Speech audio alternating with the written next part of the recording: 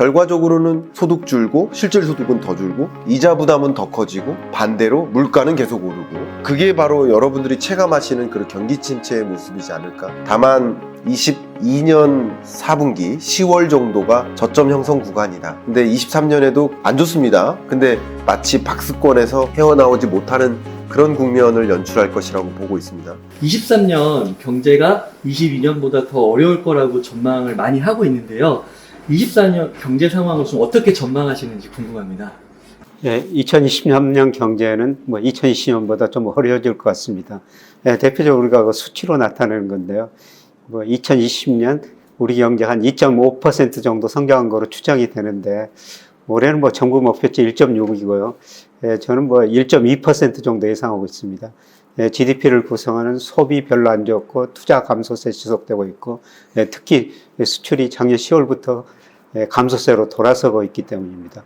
아마 1% 안팎 그 정도만 성장하더라도 올해 잘한 성장이 아닌가 생각됩니다. 교수님 말씀하신 거랑 저도 좀 부원 설명드리면, 내년 경제 성장률이 어쨌든 기재부가 전망한 게 1.6%니까 그걸 이제 맞다라고 일단 가정하고 말씀드려봐도, 이 1.6% 성장률이 의미하는 게 뭐냐.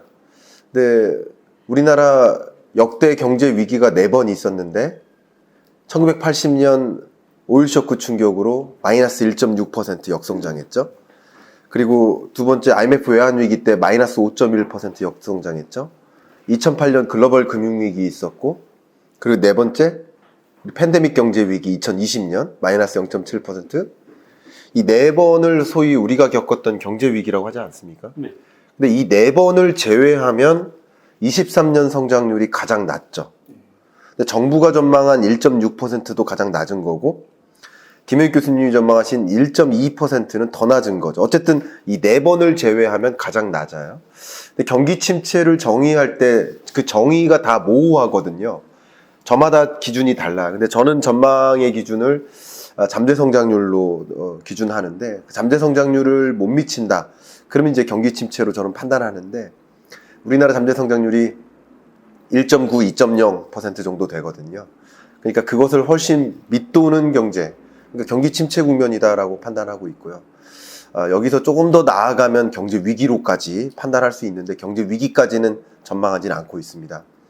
경기 침체에서 앞에 교수님께서 말씀해 주신 것처럼 그 구성 항목도 중요한데, 정부가 전망하기로 수출 마이너스 증가율이고요. 그리고 설비 투자, 건설 투자, 기업의 투자예요. 둘 다 마이너스입니다. 유일하게 플러스인 게 소비 부분인데 2.5% 정도 소비가 나름 뒷받침된다고 전망했는데, 교수님 말씀대로라면 이 소비마저 뒷받침되지 않으면 1.6%도 어렵다라고 판단할 수 있는 거죠. 그렇게 보시는 거 아니겠습니까? 예, 그렇습니다. 네. 예. 그 오랜 시간 동안 이 대한민국 경제를 추적 관찰해 오셨는데, 그 경기 침체라고 하면은 이제 몇 퍼센트 이러면은 이제 숫자적으로 알긴 아니지만, 네. 일반인 분들이 좀 체감하는 그런 좀 실질적인 예 같은 게 좀 있을까요? 경기 침체 부분에서 제가 먼저 말씀을 드리면, 일단 우리가 살아가는, 우리가 체감하는 그 모든 숫자들이 안 좋다 이런 거죠. 소위 통장이라고도 표현하고, 월급 빼곤 다 오른다. 이게 그 체감하는 경제 아닌가 생각이 되고요. 기본적으로 물가는 22년에 고점을 찍었지만 상승률의 고점인 거지 물가의 고점은 아니죠. 23년에 물가는 더 올라갈 거죠. 왜냐하면 물가 상승률 전망치가 대략 3.5% 수준이니까 22년의 그 가격보다 3.5% 정도 전반적으로 올라간다는 뜻이잖아요. 그러니까 물가는 여전히 더 올라요. 물가 상승률의 정점인 것 뿐입니다. 그런 면에서 결국 소득이 그대로 유지된다 하더라도, 명목 소득이 유지된다 하더라도 실질 소득은 줄어드는, 그러니까 굉장히 어려운, 물가는 오르는데 실질 소득은 줄어들고 명목 소득도 줄어들죠. 왜냐하면 기업들이 수출 침체되고 또 투자 침체되면 그것이 경기에 영향을 주고 기업들은 소극적으로 사업을 하게 돼요. 그럼 당연히 실적이 둔화되죠. 이런 것들이 개인 소득이나 혹은 고용 침체로도 연결이 되기 때문에 평균적으로 그런 영향. 결과적으로는 소득 줄고 실질 소득은 더 줄고 이자 부담은 더 커지고 반대로 물가는 계속 오르고, 그게 바로 여러분들이 체감하시는 그런 경기 침체의 모습이지 않을까 그렇게 생각합니다. 영국의 디 이코노미스라는 경제 주간지가 있는데요. 거기서 얼마 전에 경기 둔화는 자기가 아니라 자기 친구들, 이런 사람들이 해고당했을 때가 경기 둔화다. 경기 침체라는 거는 자기가 해고당했을 때 경기 침체다. 그 다음에 뭐 대공황 굉장히 어려운 상황이죠. 그럴 때는 저나 우리 김 교수님처럼 경제를 예측하는 사람들이 해고당했을 때가 대공황이다. 뭐 이런 비유를 해놨을 텐데요. 그런데 대공황까지는 안 오죠. 대공황까지는 뭐 안 올 것 같고. 그런데 그 경기 침체라는 것은 경기가 이렇게 나빠지면은 기업체들이 각종 비용을 절약하거든요. 맞아요. 그래서 어디 쓰는 걸 줄여라. 그다음에 카드 사용, 법인카드 사용을 줄여라. 이런 식으로 나오고요. 그리고 거기다 조금 더 나가면 이제 구조조정을 해야 된다고 생각하죠. 그리고 가게 입장에서는 기업도 월급도 별로 안 주고 그다음에 실질소득 줄어드니까 실제적으로 소비를 줄일 수밖에 없는 뭐 이런 때가 아마 경기 침체라고 볼 수가 있을 것 같습니다. 이 경기 침체 국면 너무 정확하게 말씀 주셨는데 제가 재작년까지만 해도 21년까지만 해도 기업을 만나면서 뭐 경영전략회의에 참석하고 그러면 기업들의 고민이 우리 A 사업 해볼까 B 사업 해볼까 신사업. 근데 22년에 만난 기업들의 같은 기업을 만나도 그 고민 삼성전자 포함입니다. 고민이 뭐냐면 우리가 A 사업 B 사업 하고 있는데 뭐부터 접을까요? 그만큼 구조조정, 이게 구조조정이죠.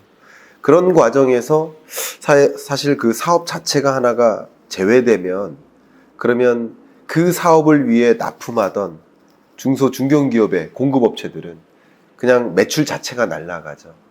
그런 식으로 연쇄적으로 영향을 미칠 텐데 그것이 우리의 명목소득 자체를 떨어뜨린다는 거죠. 실질소득의 문제가 아니라 명목소득 자체가 평균적인 명목소득 이렇게 3명이 앉아있지 않습니까? 근데 2명은 3명이 다 소득이 있는데 2명 중에 1명이 소득이 0이 돼요. 실직을 당해요. 그러면 3명의 평균 소득은 줄죠. 명목소득이 주는 거예요. 명목소득이 줄면 실질소득은 더 주니까 이건 정말 경기 침체 국면이다. 그러니까 기업의 낙수 효과마저 사라지는 그런 국면이지 않을까. 그래서 고용 침체가 원래 후행적이기 때문에 23년 저는 2분기 정도에 고용 침체의 모습을 그 고용 지표로 확인할 수 있지 않을까 생각을 하고 있거든요. 교수님 어떻게 생각하세요, 혹시? 우리나라 실업률 뭐 2%대로 굉장히 낮은 건데요. 뭐 실업률이 내년에 좀 많이 올라갈 것 같습니다. 그런데 우리나라 실업률이 뭐 과거처럼 그렇게 높은 수준 유지할 가능성은 낮고요. 왜 그러냐면은 우리 일할 사람들이 계속 줄어들고 있지 않습니까? 특히 15세에서 64세 인구를 일할 수 있는 인구라고 그러는데요. 그 인구 자체가 줄어들기 때문에 일본이 그렇게 오랫동안 장기 불황에 빠져서도 그 일할 사람이 줄어들면서 실업률은 그 2%대 굉장히 낮은 수준 유지하고 있지 않습니까? 그래서 뭐 경기가 침체된다고 우리가 뭐 실업률이 뭐 7, 8%로 올라갈 가능성은 낮은데 그래도 한 2%대에서 3, 4%대까지는 올라갈 가능성이 상당히 좀 높아 보입니다. 고용이라는 면에서 이제 정부의 전망조차도 22년에 취업자 증감폭이 80만 명이 넘었어요. 23년 취업자 증감폭이 10만 명이에요. 그러니까 8분의 1이에요. 증가한 폭이. 그만큼 23년에 고용 침체도 본격화된다라고 보는 것이기 때문에 이 10만 명을 언더로 찍는 것이 흔한 일이 아닙니다. 맞습니다. 그런 일이 23년에 나타나니까 어쩌면 정말 여러분들도 그런 경기 침체를 체감하는 그런 국면이 시작되지 않을까, 뭐 저도 그런 생각이 듭니다. 작년에 뭐 고용이 한 80만 명 늘어났는데 그거는 주로 어르신들 60대 이상 이분들이 정부에서 가벼운 일을 주고 그래서 그분들 고용이 늘어났거든요. 그런데 올해 고용이 10만 명 늘어난다는 것은 사실 그분들을 일자리는 올해도 늘어날 겁니다. 경기가 어려우니까 정부가 쓸 텐데요. 상대적으로 일해야 되는 3, 40대 일자리는 많이 줄어들 수가 있다는 거죠. 실질적 고용은 더 준다는 거죠. 실물 경제가 이제 어려운데 그 실물 경제와 자산 시장을 좀 구분해서 또 보기도 하잖아요. 그래서 이제 그 실물 경제는 어렵지만 그래도 이 주식 시장은 이런 걸 선반영해서 먼저 내려왔다. 뭐 그렇게 보는 사람도 있고 또 어떤 분들은 증시가 여전히 안 좋을 것이고 저축을 더 많이 해야 된다. 의견도 많은데 23년 증시 흐름은 좀 어떻게 예상하시는지 궁금합니다. 증시 흐름에 대해서는 기본적으로 저점은 통과했다고 생각합니다. 그러니까 23년 1분기 주가가 그렇게 좋을 거라고 생각은 안 해요. 다만 22년 4분기 10월 정도가 저점 형성 구간이다. 근데 23년에도 안 좋습니다. 근데 마치 박스권에서 헤어나오지 못하는 그런 국면을 연출할 것이라고 보고 있습니다. 그것을 이제 판단할 때 돈의 이동을 보면 될 텐데, 마치 뭐 2020년에 금리를 인하하면서 주식시장에 돈이 대거 이동했듯이 22년에는 금리를 인상하면서 은행으로 돈이 대거 이동했었던 거죠. 이런 흐름처럼 기본적으로 주식시장에서 돈이 계속 이탈하는 흐름이고, 그러나 그 이탈이 언제까지냐? 기준금리의 고점으로부터 3개월에서 6개월 전이죠. 그러면 23년 1, 2분기 정도에 기준금리가 다 다른다 라고 이렇게 대부분이 전제를 하고 계시잖아요. 저도 그 전제를 하고 있고요. 투자자들도 그렇게 전제하고 있는 겁니다. 그러니까 투자자들이 그럼 기준금리가 23년 1, 2분기 그 사이 3, 4월 그 지점에 고점을 형성하겠구나 라고 판단하면서 대략 5개월, 6개월 전에 먼저 움직인 거죠. 그러면서 이제 주식시장에 돈이 다시 유입되기 시작한 거예요. 그러니까 저점을 찍고 반등하는 모습이라고 볼 수 있겠죠. 그러나 주식시장은 저점 찍고 반등하고 반등한다 하더라도 그 회복세가 매우 뚜렷하진 않다라는 것을 말씀드리고, 23년에는 말 그대로 경기 침체 국면이니까 특히 우리가 어떤 기업에 이 기업 잘할 거야 하면서 기대에 투자를 하죠. 근데 분기 발표를 합니다. 할 때마다 내가 예상했던 만큼의 실적이 아닌 거예요. 지금 많은 대부분의 기업들이 테크 기업 포함해서 국내 뭐 건설사나 제조사나 서비스 기업 다 할 것 없이 설비 투자 규모를 줄여요. 줄인다는 얘기는 향후 매출액이 기존보다 줄어들 것이라는 거죠. 증가율이 둔화되거나 매출액 자체가 줄어든다는 걸 뜻하죠. 그러면 이것이 결국 매출액이나 영업이익의 감소로 나타나요. 그러면 결국 나름 주식시장 괜찮을 거야 하면서 기대에 투자를 했던 사람들마저도 실적 발표되거나 실적 발표되기 전에 경고나 이런 기사를 보면서 실적도 어둡네 하면서 또 실망하고, 이런 모습들이 많이 반복되지 않을까. 그러니까 실적 자체가, 경기 침체라는 얘기는 결국 실적에 대한 기대 자체가 꺾이는 모습이죠. 그래서 저점은 통과하지만 주가가 매우 뚜렷한 드라마틱한 반등, 이것을 기대하기 좀 어렵지 않을까, 저는 개인적으로 그렇게 생각합니다. 예, 저도 뭐 비슷한 생각인데요. 뭐 작년에는 우리 경제가 2.5% 뭐 괜찮은 성장이었습니다. 예, 그런데 우리 주가는 특히 코스닥 중심으로 러시아 주가 다음으로 우리가 제일 많이 떨어졌거든요. 예, 코스피도 세계 평균보다 훨씬 더 많이 떨어졌어요. 예, 작년엔 주가는 많이 떨어졌는데 실물 경제는 뭐 그래도 상대적으로 괜찮았습니다. 그런데 올 한 해는 아마 투자자들이 경제는 이렇게 나쁜데 왜 주가가 안 떨어지지?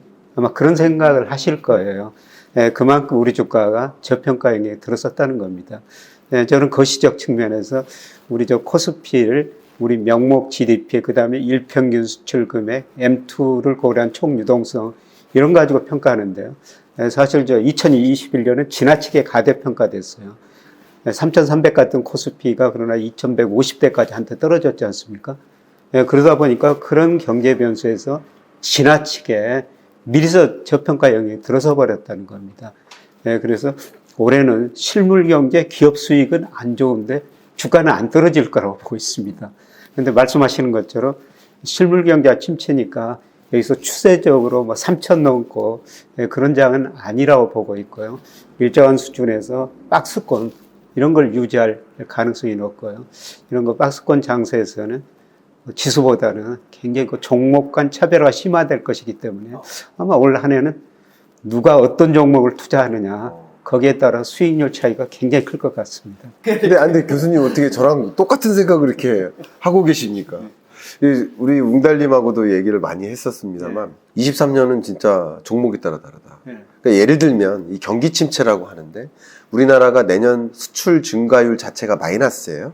그 이유는 사실 10월, 11월부터 수출 증가율이 마이너스로 떨어졌는데 수출이 둔화되다가, 근데 그렇게 된 이유는 우리나라 전체 수출액에서 반도체가 20% 정도 차지하니까. 근데 반도체 외에도 자동차 부품, 석유화학, 뭐 스마트폰, 가전제품, 컴퓨터, 이게 우리나라 주력 수출 품목들이거든요. 15대 주력 수출 품목. 이게 다 내구재 성격이잖아요. 경기 침체 국면에서는 유독 내구재 수요가 줄어요. 왜냐하면 기업들의 생산 설비 투자가 위축되죠.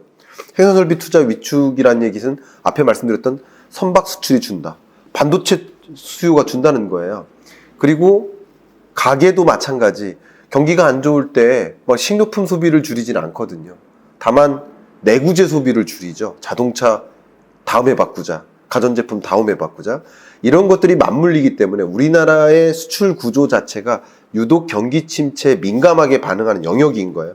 근데 이런 것처럼 이런 것들이 주가에 반영되기 때문에 이런 섹터, 내구재를 생산하거나 산업재라고 하죠. 이런 산업재를 생산하는 이런 섹터의 경우에는 좀 경기 침체에 직결적으로 반영되기 때문에 실적도 어두울 뿐만 아니라 이게 뚜렷하게 반등하기가 어렵지 않을까 생각되는데 필수재적 소비재, 그런 영역의 경우에는 오히려 좀 기회적인 요소도 있겠다. 그러니까 경기 침체 국면에도 굳이 이런 소비 지출을 줄일 필요가 있느냐 하는 영역들, 그런 영역들은 좀 오히려 기회가 될 수도 있지 않을까 저는 그렇게 생각을 하고 있습니다. 앞서 말씀드렸습니다. 올해는 그 현재 경제를 나타내는 지표는 정말 기대보다도 더 낮게 발표될 수 있습니다.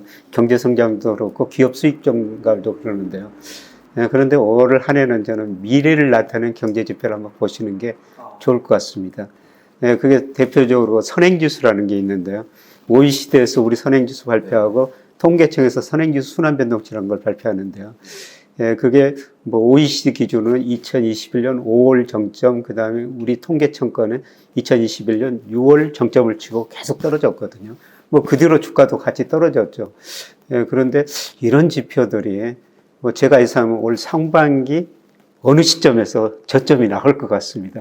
그래서 현재의 경기 상태를 나타내는 지표들은 계속 안 좋을 텐데 미래를 나타내는 경제 지표들은 어느 정도 방향을 전환할 수가 있거든요. 사실 지금까지 말씀드렸지만 주가라는 건 선행하기 때문에 현재의 경기보다는 미래의 경기를 나타내는 지표들 올해는 이런 거 관심을 가질 수가 필요가 있는 것 같고요. 심지어 그 삼성전자 주가마저도 우리가 선행지수 순환변동치하고 거의 같은 방향으로 움직입니다. 그래서 삼성전자 주가도 2021년 6월에 뭐 9만 원 넘고 10만 전자 이야기 나올 때 그때 선행지수 꺾였거든요. 그래서 뭐 경기가 꺾으면은 대표적으로 아까 말씀드린 것처럼 대표적으로 뭐 삼성전자가 생산하는 게 경기 관련주죠. 그래서 같이 나빠질 수밖에 없는데 그래서 주가가 많이 떨어졌는데 이 선행지수가 방향 전환하면은 이런 것들도 많이는 못 오르지만 어느 정도 방향 전환 시점이 점차 가까워지고 있다는 겁니다. 근데 오히려 삼성전자 주가가 경기 선행지수 역할을 한다라고 저도 생각을 하고 있거든요. 그런 관점에서 그 경기 선행지수에 상당한 영향을 미치는 게 우리나라 그 삼성전자가 영위하는 그 사업군이잖아요. 그렇게 생각하면 거의 밀접하게 연결된다고 생각하고요. 제가 교수님 말씀 중에 거의 비슷한데 차이가 있는지만 좀 확인을 좀 드려보도록 하겠습니다. 저는 어쨌든 왜냐하면 23년 1분기가 저점이라고 이렇게 말씀하셨잖아요. 그러니까 여러분은 뭐 교수님 의견 잘 이게 쫓으시면 되는데 저는 이제 차이가 지금 보니까 22년 10월이 오히려 저점이고 그거보다는 23년 1분기는 높아진다. 다만 박스권에 갇힌다라는 쪽이었는데 교수님은 22년 10월보다 더 낮아진다라는 뜻인지 여쭙고 싶습니다. 제가 보는 거는 우리 선행지수에 선행하는 게 장단기 금리차거든요. 그래서 장단기 금리차라면 우리나라 10년 국고채 수익률하고 1년 국고채 수익률 차이인데요. 그게 선행지수 순환변동치 뭐 기간에 따라 다르지만 빠를 때는 1개월, 늦을 때는 5개월 정도 선행했거든요. 그런데 그 지난해 12월 10년 국채 수익률이 1년짜리보다 더 낮아져 버렸어요. 그러니까 12월까지는 장단기 금리차가 많이 역전까지 됐다는 거죠. 뭐 이거 선행성을 보면은 아마 1월 무렵에는 선행지수가 더 떨어질 수 있다. 그런데 다행스럽게도 그 선행지수 순환변동치가 이게 일별로 보면은 장단기 금리차 일별로 보면은 최근에 조금씩 축소되고 있거든요. 뭐 이게 저는 서서히 좀 긍정적인 신호라고 보고 있습니다. 그러면 이제 굳이 이제 여러분들을 위해서 좀 요약을 해본다면 22년 10월이 저점일 수도 있고 그거보다 더 떨어질 수도 있지만 어쨌든 23년 1분기까지는 저점에 가깝게 상회할 수도 있고 하회할 수도 있지만 그렇습니다. 그런 저점 구간 박스권에는 갇힐 가능성이 높다라는 것은 공통적인 의견이라고 볼 수 있겠네요. 폭이 그렇게 크게 느껴지지는 않을 것 같은데. 그렇네요. 예.